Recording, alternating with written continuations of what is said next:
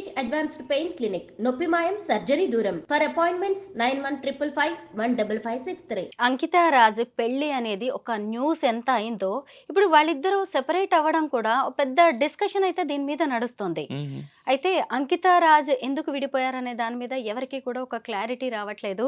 అయితే ఎందుకు వీళ్ళు వెళ్ళిపోయారు, విడిపోయారు అనే దాని గురించి చాలామంది తెలుసుకోవాలనుకుంటున్నారు. నిన్న తను ఒక వీడియో పెట్టింది. నేను ఈ ఇల్లు ఖాళీ చేసి కొత్త ఇంటికెళ్తున్నాను. 7 ఏళ్ళు ఇందులో ఉన్నాను. ఈ ఇల్లు నాకు చాలా గుడ్ మెమరీస్ ఇచ్చింది. లవ్లీ మెమరీస్ ఉన్నాయి నాకు. అలాగే కొంత సాడ్ గూడా ఇచ్చింది అని జెప్పేసి తను చెప్తుంటే అందరికి అర్థమైపోయిందనమాట. ఆ సాడ్ ఏంటి అనేది. వీళ్ళిద్దరూ ఎందుకు విడిపోయారు? రీజన్స్ ఏంటంటారు? సో, రీజన్స్ అనేవి పర్సనల్ రీజన్స్ యాక్చువల్‌గా. వాళ్ళు అంటే అది బయట పెట్టలేదు. బట్ ఈ రిలేషన్‌షిప్ వాళ్ళు అంటే బ్రేకప్ అనను. అంత పెద్ద మాట కూడా వాడను. బట్ వాళ్ళు వేరు వేరుగా జీవించాలి అనుకుని నిర్ణయం తీసుకున్నప్పుడు అంకిత వీడియో చేసి పెట్టింది ఇన్‌స్టాలో. And it's and I have all respect to this women. Because ఎందుకంటే నేనెప్పుడు చెప్తాను ఇంటర్వ్యూస్‌లో, ఆడ-మగవాళ్ళు కూడా ఒక డిసిప్లిన్ ఉండదు రిలేషన్‌షిప్స్‌లో కదా! పెళ్లి చేసుకోవడం గానీ, కలిసి జీవించడం గానీ అనుకుంటారు, ఉంటారు. బట్ అనుకున్నప్పుడు ఉన్న ఆ ఎనర్జీ, ఆ డిసిప్లిను విడిగా బతుకుదాం అనుకున్నప్పుడు కనపడదు యాక్చువల్‌గా. ఆ ఇంట్రెస్ట్ కూడా కదా! బట్ ఉండాలి. సో, ఈ టర్మ్స్ తోటి మనిద్దరం కలిసి జీవిద్దాము. ఒకవేళ టర్మ్స్ వర్కౌట్ అవ్వకపోతే మీరు మీ దారిలో, నేను నా దారిలో వెళ్ళిపోయి మనం హ్యాపీగా జీవించొచ్చు. ఇద్దరి ఆలోచనలు కలవట్లేదు కాబట్టి, మనోభావాలు కలవట్లేదు కాబట్టి. సో, ఆ అండర్‌స్టాండింగ్ ఈ కపుల్‌లో కనపడింది యాక్చువల్‌గా. వేరుగా జీవిద్దాం అనుకోని ఆమె చేసి, లేదు నేను విడిగా జీవించాలనుకుంటాను, తను విడిగా జీవించాలనుకుంటాను. అండ్ ఈ అబ్బాయి కూడా చాలా రెస్పెక్ట్‌గా పెట్టాడు. నేను అంటే మేము కలిసి ఉండట్లేదు ప్రస్తుతానికి. బట్ ఫ్యూచర్‌లో ఛాన్సెస్ ఉందేమో కలవటానికి. అది మాత్రం నేను ఓపెన్‌గా ఉంచుతున్నానని. ఎంత బ్రాడర్ పర్స్పెక్టివ్ వీళ్ళది కదా! I prize really both of them. అంటే ఆ విజ్ఞతని మీరు చూపించగలిగారు. అంటే ఏదైతే మీరు సమాజానికి మీ పెళ్లి ద్వారా మీ living relationship let it be a short span అయినా గాని చూపించారు ఒక పద్ధతిని. వేరుగా జీవించడంలో కూడా ఆ డిసిప్లిన్‌ని I really prize both of them. So, ఆ పర్సనల్ రీజన్‌కి వెళ్తే వాళ్ళిద్దరికీ తెలుసు. ఆ స్పేస్ కూడా మనది కాదు కాబట్టి దాన్ని ఆక్యుపై చేయొద్దు. వాళ్ళకే వదిలేద్దాం అది. సో, ఆహ్, ఇలాగా ఒక అండర్‌స్టాండింగ్‌తో విడిపోయి విడిపోవడం అనుకున్న వేరుగా జీవించాలని వాళ్ళు అనుకున్నారు. ఆ రోజు నుంచి జీవిస్తా ఉన్నారు. సో, మీరిప్పుడు అన్నట్టు అంటే నాకు తెలిసిన అబ్జర్వేషన్ ప్రకారం ఎప్పుడైతే విడిగా జీవిస్తున్నారో అంకిత తన ట్రాన్సిషన్స్ వీడియోస్ పెడుతుంది. ఆ అబ్బాయి కూడా బాధపడిన కొన్ని వీడియోస్ పెట్టాడు.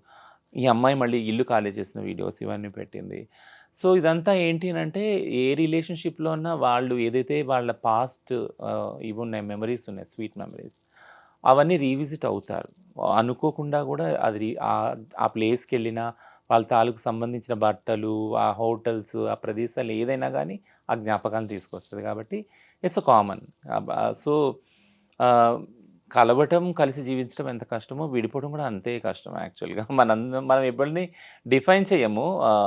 వెంటనే వెళ్ళి సాడ్ స్టేటస్‌లు ఇవన్నీ పెట్టేసుకొని ఇవన్నీ చేస్తారు చాలామంది యాక్చువల్‌గా. బట్ వీళ్ళు అంతే డిసిప్లిన్ తోటి కలిసి వేరువేరుగా జీవిస్తున్నారు. బట్ స్ట్రాంగ్‌గా ఐ బిలీవ్ లైక్ ఫ్యూచర్‌లో ఛాన్స్ లేదని ఆ అబ్బాయి ఏదైతే అన్నాడో అది I think it it gives some hope, like అంటే ఫ్యూచర్‌లో కలవచ్చేమో అన్న హోప్. కలిస్తే బావుండని కూడా నేను పర్సనల్‌గా అనుకుంటున్నాను యాక్చువల్లీ. యాహ్! రచన, నేను అంకిత అండ్ రాజ్ వీళ్ళిద్దరూ కలిసి ఇచ్చిన ఇంటర్వ్యూస్ చాలా చూసాను. ఏవి చూసినా నాకు రాజ్ చాలా మెచ్యూర్డ్‌గా, లవ్లీ బాయ్ అన్నట్టుగా అనిపించేది. తను బ్రాడ్ మైండెడ్ అని కూడా. అయితే ఆయన అంకితను పెళ్లి చేసుకునేటప్పుడు కూడా వాళ్ళ ఫ్యామిలీ వద్దనే ఉంటుంది. హ్మ్. అయితే ఈ తర్వాత కొద్ది రోజుల రిలేషన్ తర్వాత ఇదే సొసైటీ, ఇదే ఫ్యామిలీ మళ్ళీ అతన్ని ఫోర్స్ చేసుంటదా? ఆయన ఇన్‌ఫ్లూయెన్స్ అయ్యుంటాడంటాడా? ఇది కూడా ఒక కారణం కావచ్చు కదా! బట్ నేను అదర్ వే అనుకుంటున్నాను యాక్చువల్‌గా. To be surprised. ఏమనుకుంటున్నారు మీరు? ఏమనుకుంటున్నానంటే తనుని ఫోర్స్ చేసారా? లేదా ఆ అంకిత రియలైజ్ అయిందేమో అనుకుంటున్నాను. సీ, ఇప్పటికొచ్చి అంకిత నుంచి ఎట్లాంటి నెగెటివ్ ఫీడ్‌బ్యాక్ ఆ అబ్బాయి గురించి రాలేదు. ఈవెన్ ఆ అబ్బాయి నుంచి కూడా రాలేదు ఆ అమ్మాయి గురించి. బట్ ఈ జర్నీలో అంకిత కనిపించిందేమో. అంటే ఆహ్, నాతో ఎంత సేఫ్‌గా రాజు ఫ్యూచర్ ఉంటుంది, లైఫ్ ఉంటుంది. ఎందుకంటే ఒక ట్రాన్స్ విమెన్‌తో జర్నీ అనేది itself is a very toughest thing. నార్మల్‌గా ఒక పవర్‌ఫుల్ విమెన్ తోటి ఒక man journey it's always a toughest journey కదా! యెస్. ఆడవాళ్ళు ఎవరైతే పవర్‌ఫుల్, స్ట్రాంగ్ పొజిషన్‌లో ఉంటారో, who will stand for their ethics and their abilities and skills, వాళ్ళతో ఉండే మగవాళ్ళు ఆటోమేటిక్‌గా కొద్దిగా ఇన్‌సెక్యూరిటీ, ఇన్ఫీరియర్ ఫీల్ అవుతారు కదా! So Raj yeah! అదే ఇన్ఫీరియారిటీ యాహ్! వచ్చిందంటారా రాజ్ ఫీల్ రాజ్‌కి? అయ్యాడని నేను అనను. రాజ్ ఫీల్ అయ్యాడని అస్సలు అనను నేను. రాజ్ కూడా చాలా యాక్సెప్ట్ చేసే అబ్బాయి. హ్మ్. కాబట్టి మీరన్నట్టు వీడియోస్‌లో ప్రైజ్ చేశాడు. ఆ హ్మ్. అమ్మాయిని ప్రైజ్ చేశాడు. ఆ రిలేషన్‌షిప్‌ని మెచ్యూర్‌గా ప్రెజెంట్ చేశాడు మీడియా ముందు. సో, రాజ్ ఇన్‌సెక్యూర్ ఫీల్ అయ్యాడని నేనెప్పుడు అనను. పిరికివాడని అస్సలు అనను నేను. బట్ థింగ్ ఏంటంటే అంకిత ఆలోచించుండొచ్చు. ఫ్యూచర్ ఈ రిలేషన్‌షిప్ వల్ల రాజ్ ఫ్యూచర్ ఎఫెక్ట్ అవుద్దేమోనని. అంటే కొంచెం జర్నీ అయినాక కొన్ని క్వెషన్స్ వస్తాయి ఆ రిలేషన్‌షిప్. ముఖ్యంగా ట్రాన్స్, సిస్, హెటెరోనార్మేటివ్ రిలేషన్‌షిప్ ఎప్పుడైతే ఉంటుందో వాళ్ళ మధ్య ఒక రిలేషన్‌షిప్ ఒక ఛాలెంజ్ ఏదొస్తుందంటే పిల్లలు పుట్టరు కదా వీళ్ళకి. పిల్లలు పుట్టనప్పుడు ఆహ్, ఎవరు కేర్ టేకర్ ఉంటారు ముసలి వయసొచ్చాక ఈ రిలేషన్‌షిప్‌లో. ఇది ఎల్‌జిబిటీ కపుల్స్‌లో ఎప్పుడూ ఉండే ఛాలెంజ్ ఒకటి. Question mark actually. ఈ క్వెషన్‌కి ఆన్సర్ దొరకదు యాక్చువల్‌గా. ఎందుకంటే మామూలు సిస్‌జెండర్ కపుల్‌లో గూడా పిల్లలు లేని వాళ్ళని ఎవరు చూస్తారు? ఎవరు చూడరు. పిల్లలు ఉన్నోళ్ళు గూడా పిల్లలు ఆ పిల్లలు చూస్తారని నమ్మకం గూడా లేదు గదా! మనకి. సారీ. సో, అదే విధంగా ఎల్‌జిబిటీ కపుల్స్‌లో అయితే పిల్లలే లేరు. అడాప్ట్ చేసుకోవాలి మహా అయితే. అడాప్ట్ చేసుకున్న వాళ్ళు గూడా చూస్తారా లేదా? సో, ఇదంతా కూడా ఉంది. సో, ఆ సెక్యూరిటీ ఏదైతే ఉందో ఆ రిలేషన్‌షిప్‌లో సేఫ్టీ ఫీల్ అవ్వనప్పుడు, ఒకళ్ళ గురించి ఒకళ్ళు అమితంగా ప్రేమించుకున్నప్పుడు, అంటే ఇప్పుడు నా తర్వాత ఎవరు చూస్తాను నేను? ఫర్ ఎగ్జాంపుల్ మా అమ్మ ఉండేది. మా అమ్మ ఎప్పుడూ ఒక బాధపడేది ఏంటనంటే, నా కొడుకు అదే ఇలా ట్రాన్స్‌గా మారాడు. నేను చనిపోయాక ఎవరు కేర్ చేస్తారు అనేది బాధపడేది మా అమ్మ. సో, అదే బాధ ఒక ప్యూర్ లవ్‌లో తీసుకున్నప్పుడు అమ్మ love is the universal love కదా! Unconditional love. అట్లా ఒక రిలేషన్‌షిప్‌లో తీసుకున్నప్పుడు ఇప్పుడు నేను అంకిత వైపు నుంచి నేనేం ఆలోచిస్తా ఉన్నానంటే యాక్చువల్లీ నన్ను నేను పెట్టుకొని, she might have thought that నేను ఒకవేళ ఈ రిలేషన్‌షిప్‌లో తిను ఒకవేళ చాలా అంటే చాలా కష్టాలను ఫేస్ చేస్తే, ఖచ్చితంగా రాజు కష్టాలు ఫేస్ చేసుంటాడు. ట్రాన్స్ విమెన్‌తో ఉండటం అంటే ఈజీ జర్నీ కానే కాదు. చుట్టుపక్కల ఉన్నవాళ్ళు డే 1 నుంచి మార్నింగ్ నుంచి మేమెంత వివక్షత ఎదుర్కొంటున్నామో, దానికి ఐదింతలు, పదింతలు వాళ్ళు ఎదుర్కొంటారు. కిందకి వచ్చినప్పుడు నేను చెప్తున్నాను నా పార్ట్నర్ ఎక్స్‌పీరియన్స్ కిందకి వచ్చినప్పుడు బైక్ తీస్తా ఉంటే, "ఏంటి? ఎందుకున్నావు? ఈ రిలేషన్‌షిప్ నీకు అమ్మాయి దొరకలేదా? నువ్వు ఇంపార్టెంట్‌వా? నువ్వు మగోడివి కాదా? మగతనం లేదా?" ఇట్లాంటి క్వెషన్స్ యాక్చువల్లీ. అది మొదలుకొని ఎళ్ళిన ప్రతి సింగిల్ స్పేస్‌లో గూడా క్వెషన్ జేస్తారసలు. నీకు వేరే ఆడవాళ్ళు దొరకలేదా? ఇక్కడ ఎందుకుంటున్నావు? ఇయన్నీ బ్రెయిన్ వాషింగ్ ఉంటది. బట్ దీన్నంతా మేము ఫేస్ చేయగలం యాస్ ఎ ట్రాన్స్. మమ్మల్ని అడగరు గూడా యాక్చువల్‌గా. వాళ్ళు ఫేస్ చేయగలరా? చాలా తక్కువ మంది ఫేస్ చేస్తారు. అది వాళ్ళు పడుతున్న బాధ మాకు ఇంకా బాధ కలిగిస్తది యాక్చువల్లీ. నా లైఫ్‌లో కూడా అదే జరిగింది. నేనెప్పుడూ నా వివక్షత నేను ఎదుర్కోలే యాస్ ఎ ట్రాన్స్‌గా. I'm so vocal and so vibrant. నేను బయటికెళ్తేనే అసలెవరు నా ముందుకు రావాలంటేనే దడుచుకునేవాళ్ళు. అట్లాంటి క్యారెక్టర్, పర్సనాలిటీ నాది. బట్ నా పార్ట్నర్ ఈజీ ప్రే అయిపోయేవాడు. ఒక గుడికెళ్ళినా, లేదా ఏదైనా ప్రేయింగ్ దానికి వెళ్ళినా, ప్రేయర్ చేయడానికి వెళ్ళినా, ఒక గ్యాదరింగ్‌కి వెళ్ళినా, వెంటనే అందరూ నొసలు, భృకుట్లు ముడిపడేది ఏంటనంటే, ఓహ్! పలానోడు, పలానా వాళ్ళ పార్ట్నర్. సో, కాబట్టి అక్కడ నా గురించి, నా విషయం గురించి తన స్టేటస్ తగ్గిచ్చడం, తనని క్రిటిసైజ్ చేయటం, స్టిగ్మా చేయటం, డిస్క్రిమినేట్ చేయటం, బుల్లింగ్ చేయటం ఇదంతా జరిగేది యాక్చువల్‌గా. అదంతా ప్రెషర్ కదా! అది ఎక్కడ లేని ప్రెషర్. ఆ ప్రెషర్ ఎక్కడ చూపిచ్చాలి యాక్చువల్‌గా? వాళ్ళు గూడా వాళ్ళ తల్లిదండ్రులను వదులుకొని వచ్చి కలిసి జీవిద్దామనే వస్తారు కదా! సో, ఈ ప్రెషర్‌ని ఎలా కోపప్ చేయాలి రిలేషన్‌షిప్‌లో? ఇవన్నీ నేను అనుభవించాను గాబట్టి ఐ కెన్ నో దట్. ఆ అండర్‌స్టాండింగ్ నాకుంది. So, I come completely like opposite to you. అంకితనే డెసిషన్ తీసుకొనుండొచ్చు కదా! ఈ అబ్బాయి సేఫ్టీ గురించి, తను సేఫ్‌గా ఉండాలి, తన ఫ్యూచర్ సెక్యూర్ ఉండాలని దూరం పెట్టుండొచ్చు కూడా అనుకుంటా. రచన, ఇప్పుడు మనము 'అంకిత రాజ్' కేస్‌ని ఒక ఎగ్జాంపుల్‌గా మాట్లాడుకుంటున్నాం గానీ, మీ కమ్యూనిటీలో ఇలాంటివి కామన్. పెళ్లి చేసుకోవడం, ప్రేమించడం, మోసం చేసి వదిలేయడం, డబ్బులు తీసుకొని ఎటో వెళ్ళిపోవడం, ఇలాంటివి మీరు చూస్తూనే ఉన్నారు. హ్మ్. వీటన్నిటిని మీరు భరిస్తూనే ఉన్నారు కదా! అయితే మరి 'అంకిత రాజ్' కేస్‌లో కూడా ఇలా ఏమైనా జరిగి ఉంటుందా? ఎందుకంటే వీళ్ళిద్దరూ చాలా ఫ్యూచర్ ప్లాన్స్ ఏసుకున్నారు. పిల్లల్ని అడాప్ట్ చేసుకోవాలనుకున్నారు. అలాంటి వాళ్ళు ఇప్పుడు సెపరేట్ అయిపోయారు. అది కూడా అంకితలో తీవ్ర ఆవేదన కనిపిస్తూనే ఉంది. అంటే మామూలుగా అమ్మాయి అందంగా ఉంది, బావుంది కాబట్టి ఆమెను గూడా మోజు తీర్చుకొని, ఎంజాయ్ చేసి వదిలేసాడు లాంటివి కూడా కొన్ని కామెంట్స్ ఇనిపిస్తున్నాయి. ఇలాంటిదేమన్నా జరిగి ఉంటుందా? No. We should not be judgemental on that. ఎందుకంటే అంటే దీన్నొక తప్పుగా, దీన్నొక అంటే ఒక విక్టిమ్ మోడ్‌లో ఇద్దరిని చూడటము అంటే ఆ అబ్బాయి చేత మోసగించబడిందా? లేదా ఆ అబ్బాయి మోసపోయాడా ఈమె చేతిలో? ఆ జడ్జ్‌మెంట్స్‌కి మనం వెళ్ళకూడదు యాక్చువల్‌గా. ఎందుకంటే ఇది కామన్ జడ్జ్‌మెంట్ ఒస్తుంది మనకి. ఈ క్రిటిసిజం ఒస్తుంది యాక్చువల్‌గా. సిస్ హెటెరోనార్మటివ్ రిలేషన్‌షిప్స్‌లో ఇది ఉంది ఆల్రెడీ కదా! ఒకళ్ళు బాధ పెట్టినప్పుడు ఒకళ్ళు కోర్టుకెళ్ళడము, పంచాయతీలు తీర్చుకోవడము, కమ్యూనిటీస్‌లో డైవర్స్ తీసుకోవడము, పిల్లల్ని ఏం చేయాలనుకోవడం ఇదంతా కూడా ఉన్నది యాక్చువల్‌గా. సో, ఈ ఈ థాట్ ఈజీగానే వస్తది మనకి. ఎవరు ఏం చేశారు? దానివల్ల విడిపోయారా? డబ్బులున్నాయా? లేకుంటే వేరే రిలేషన్‌షిప్స్ ఏమన్నా ఉన్నాయా ఇద్దరికి? ఇవన్నీ కూడా అనుమానాలొస్తాయి actually. Unless until they clarify. ఎందుకంటే ఎంతో విజ్ఞతతోటి వాళ్ళు విడిపోయారు. విడిపోవడం అంటే వేరుగా జీవిస్తారన్నారు. మాటి మాటినే చెప్తున్నా విడిపోయారని నేను అనను యాక్చువల్‌గా. వేరువేరుగా జీవించాలని నిర్ణయం తీసుకున్నారు. విజ్ఞతతోటి ఆళ్ళు ఉంటున్నారు గూడా. సో, వాళ్ళ మధ్య మనం ఈ ఊహాగానాలు చేయొద్దంటే డబ్బు వల్లనో, మోజు వల్లనో ఇదయిందని.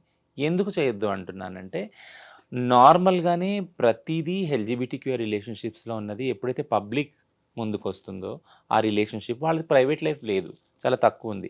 వాళ్ళ ప్రైవేట్ లైఫ్ అంతా పబ్లిక్‌లో ఉంది. యూట్యూబ్‌లో ఉంది యాక్చువల్ కదా! వాళ్ళ ఇల్లు గాని, వాళ్ళు పెళ్లి చేసుకుంది గాని, వాళ్ళ డైలీ లైఫ్ గాని, ఇదంతా కూడా ఇంటర్వ్యూస్‌లో ఉంది, పబ్లిక్‌గా ఉంది. సో, పబ్లిక్‌గా ఉన్నప్పుడు పబ్లిక్ ఏం చేస్తారంటే, అదే బైనరీలో ఆలోచిస్తారు. ఆడ మగవాళ్ళ రిలేషన్‌షిప్స్‌లోనే ఈమె తప్పు చేసిందా? ఈయన తప్పు చేశాడా?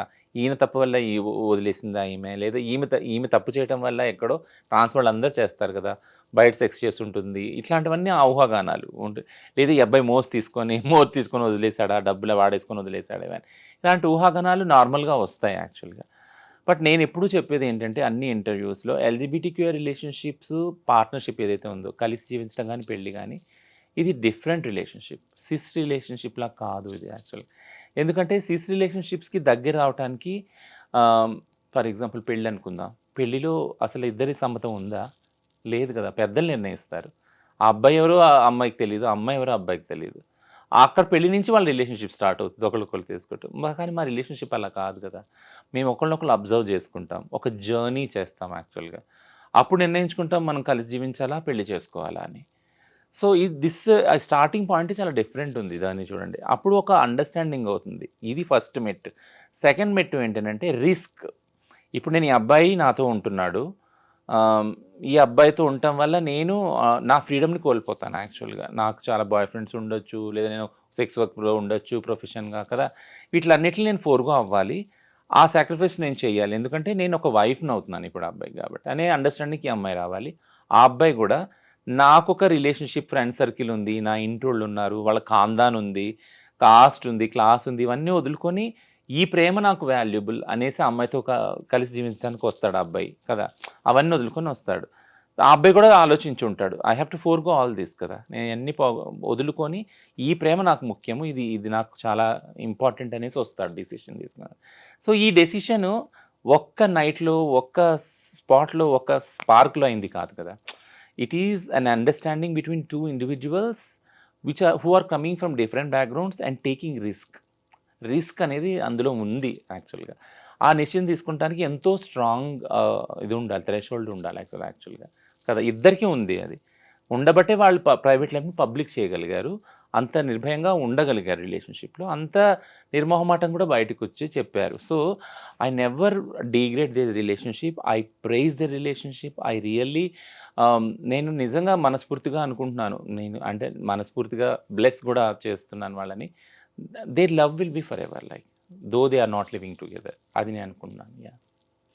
ఎక్కువగా ఈ ట్రాన్స్‌జెండర్స్, హిజ్రాలు అనేవాళ్ళు ఇన్‌కమ్ సోర్స్ ఎక్కువగా ఏముంటుందంటే సెక్స్ వర్క్, తర్వాత కలెక్షన్స్, బెగ్గింగ్ ఇవి కదా! కానీ పెళ్ళైన తర్వాత కూడా చాలామంది వీటిని కంటిన్యూ చేస్తూ ఉంటారు. చాలామంది బ్రేకప్‌కి కూడా ఇదే రీజన్ అని కూడా తెలుస్తూ ఉంది.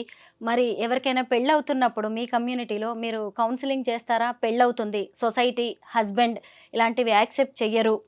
మనం ఈ సెక్స్ వర్క్ గాని, బెగ్గింగ్, కలెక్షన్ లాంటివి మీరు ఆపేయాలని కౌన్సెలింగ్ ఇవ్వడం గాని, ఇలాంటి కొన్ని కేసెస్‌ని బట్టి చేస్తూ ఉంటారా మీరు ఇలాంటివేమి? అలా కౌన్సెలింగ్ ఎప్పుడు చేయము. అంటే మీరివి మానుకోవాలి, మీరిలా ఉండాలి, హ్మ్. ఆ అబ్బాయికి రిస్క్ ఉందని ఆ అబ్బాయిని ఇట్లా ఎప్పుడు చేయము. నేను ఇందాక చెప్పినట్టు ఈ అండర్‌స్టాండింగ్ ఉండే చేసుకుంటా. ఫర్ ఎగ్జాంపుల్ ఒక ట్రాన్స్ వుమెన్ ఉంది. ఆమె సెక్స్ వర్క్‌లో ఉంది యాక్చువల్‌గా. ఒక అబ్బాయి అప్రోచ్ అవుతున్నాడు ఆ అమ్మాయిని కలిసి జీవించాలి అనుకున్నప్పుడు, ఆ అబ్బాయికి కూడా తెలుసు ఆ అమ్మాయి సెక్స్ వర్క్‌లో ఉందని. బయటికెళ్తది ఫలానా టైంకి క్లయింట్స్ అటెండ్ చేస్తది, వస్తది అనేసి. బట్ స్టిల్ ఆ అబ్బాయి అనుకుంటున్నాడు స్ట్రాంగ్‌గా ఆ అమ్మాయితో ఉండాలి అని. దట్స్ ఎన్ అండర్‌స్టాండింగ్ కదా! అంటే అక్కడొక అండర్‌స్టాండింగ్ ఉంది ఇద్దరి మధ్య. ఆ అమ్మాయి విజిబుల్‌గా లేదు అని కాదు కదా! ఆ అమ్మాయి చెప్తుంది కూడా ఆమె సెక్స్ వర్కర్, ఆమె ట్రాన్స్ అని. ఓపెన్ అండ్ ఔట్ అది కదా! అక్కడ దాచింది ఏది లేదు కదా! So, in spite of thought and her profession he accepted that like నువ్వు నాకు ముఖ్యం, నువ్వు ఏ ప్రొఫెషన్ చేస్తున్నావు, ఎలా చేస్తున్నావు అనేది నాకు అనవసరం, నీ దగ్గర ఆ ప్రేమ దొరికింది. సో ప్రతి ఒక్క వ్యక్తి కూడా, ఇది ట్రాన్స్ విషయం పక్కన పెడితే, ప్రతి ఒక్క వ్యక్తి కూడా ప్రేమను ఎక్కడ వెతుక్కుంటాడు, ఏదైతే పోగొట్టుకుంటారో వాళ్ళ చిన్నదనంలో అలాంటి ప్రేమను వెతుక్కుంటారు జీవితాంతం. టు బి సైకలాజీ అదే చెప్తుంది. ఏంటి అంటే, ఎవరన్నా మీరు ఎవరి పట్లన్నా ఆకర్షితులు అవుతున్నారంటే, అంటే నీ చిన్నతనంలో ఏదైతే పోగొట్టుకున్నారో అలాంటి వాళ్ళ దగ్గరికి నువ్వు మళ్ళీ వెళ్తున్నావు. వెళ్ళి అక్కడ ప్రేమను పొందాలని ట్రై చేస్తున్నావు. అది ఫెయిల్ కావచ్చు, సక్సెస్ కావచ్చు, తర్వాత విషయం. సో మెయిన్ ఈ రిలేషన్షిప్స్లో అది ఉంది, ఆ అండర్స్టాండింగ్ ఉంది. సో ఏం చెప్తాము అంటే, నువ్వు ఈ పని మానుకోవాలి, సెక్స్ వర్క్, భిక్షాటన మానుకోవాలి, ఆయన నీ భర్తగా ఉంటాడు, ఆయన సేవ చేసుకోవాలి. సో ఇదంతా అసలు ఏం చెప్పము. బట్ ఒకటేం చెప్తామంటే, ఆ అబ్బాయికి నీకు ఈ అండర్స్టాండింగ్ ఉందా, నువ్వు ఓపెన్గా డౌట్ చెప్పావా, ఆ అబ్బాయిని కూడా అడుగుతావు, నువ్వు ఓపెన్గా నీకు తెలిసే ఈ అమ్మాయి ఏం చేస్తుందో, ఈ అమ్మాయి ట్రాన్స్ అని. మ్యాక్సిమం కౌన్సిలింగ్ ఫెసిలిటీస్ అయితే లేవు.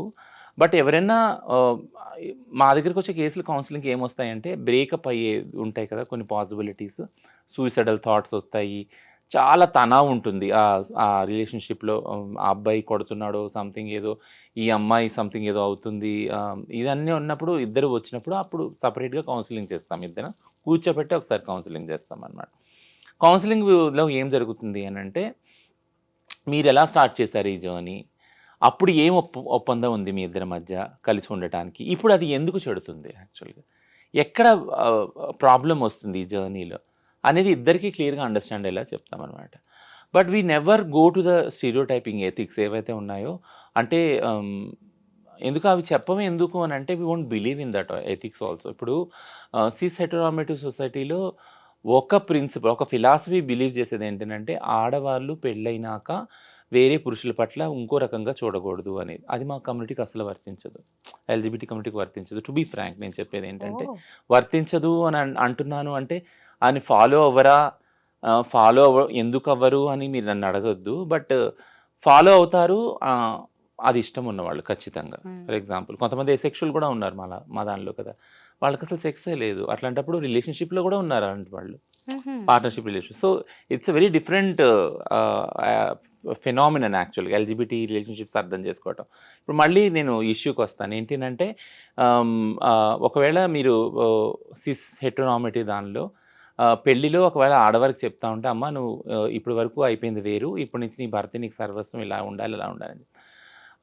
కానీ అదే ఆ పిల్లగాడికి చెప్తారా, మీరు అంటే మీ భార్యతోనే ఉండాలా, వేరే అమ్మాయిని చూడకూడదు, వేరే అమ్మాయితో మాట్లాడకూడదు, వేరే అమ్మాయితోటి నైట్ అవుట్స్ చేయకూడదు, వాళ్ళని సినిమాలు తీసుకెళ్ళకూడదు, షికారు, ఇది చెప్పరు కదా. ఎందుకంటే సొసైటీ ఆల్రెడీ వాళ్ళకి ఆ టికెట్ ఇచ్చేసింది, ఫ్రీ టికెట్. మగవాళ్ళకి ఏంటంటే, నువ్వు పెళ్ళైనా కానీ నువ్వు మగాడివి, పెళ్ళి కాకపోయినా మగాడివి, ఎక్కడున్నా మగాడివి, ఏ రిలేషన్షిప్లో ఉన్నా మగాడివి, and you have every single freedom. Like మీరు ఎలా అన్నా ఉండొచ్చు, ఎలా అన్నా రిలేషన్షిప్లో వెళ్ళొచ్చు. ఆ డిస్రెస్పెక్ట్ అనేది వాళ్ళకి పెంపకంలోనే తీసుకొచ్చేసాం కదా. సో జెండర్ బేస్డ్ వైలెన్స్లో ఇదే చెప్తాం మనం. ఏంటంటే, నువ్వు ఆడమక్తి అనంత మాత్రాన నువ్వు నీ స్వతంత్రాన్ని, సమానత్వాన్ని కోల్పోవాల్సిన అవసరం లేదు. ఒకవేళ దాన్ని డిస్టర్బ్ చేస్తుంటే ఏ రిలేషన్షిప్ అయినా, you have to fight for that. You have to stand to the equal ideals and equal freedom with in the relationships అని నేర్పిస్తాం కదా. సో అందుకే నేను ఎప్పుడు ఏం చెప్తానంటే, మీరు అడిగిన ప్రశ్న రాంగ్ ఎందుకన్నాను అంటే, ఎల్జిబిటీ రిలేషన్షిప్స్లో మేము అలా చూడము. ఒకవేళ ఆ అబ్బాయి బయట రిలేషన్షిప్స్లో ఏది వెళ్ళినా, ఈ అమ్మాయి వెళ్ళి చెప్పినా, ఆ అండర్స్టాండింగ్ ఇద్దరికి ఉంటుంది ఆ కమ్యూనిటీలో. అది తెలుసుకొని దగ్గరికి వస్తారు. ఇది కాక వేరే ఇష్యూస్ ఏవో ఉంటాయి కాబట్టి వాళ్ళ మధ్య కలహాలు అవుతాయి.